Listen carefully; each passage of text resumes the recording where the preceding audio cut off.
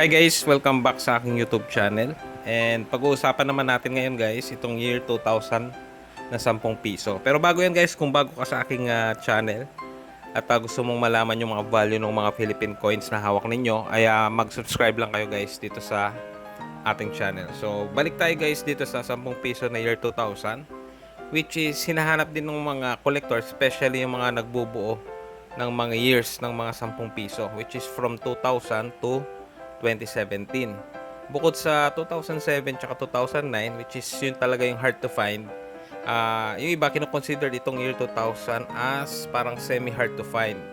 Medyo mahirap din kasing hanapin ito, pero yung value guys is hindi naman ganun din kataas katulad ng mga 2007 at 2009. Ngayon guys, merong isang 10 piso na year 2000 na meron siyang packaging na ganito, na issued ng Bangko Sentral ng Pilipinas, na may nakalagay na Philippine Millennium Coin. So year 2000 po ito na may ganitong packaging. Pag ganitong may packaging guys, sa ngayon kasi medyo bibihira na nagpo-post nito. Pero ang nakikita ko dati na lowest is around 700 yata. No? Depende na lang din kung sino po yung mag-post. Minsan kasi magdidepende yan sa supply or kung magkano na bili ng mga nagbebenta. May mga iba nagbebenta ng medyo palugin na. Then yung iba naman medyo gusto nila magka-profit, so medyo mataas ng kaunti. But yung mga ganitong coins lang guys na wala siyang packaging, hindi siya naka-blister pack, is hindi po ganun kamahal.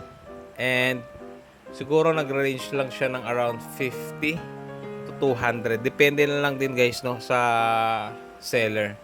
Pero hindi siya kasing taas ng 2007 tsaka 2009. At the same time guys, wala ding halong ginto ito.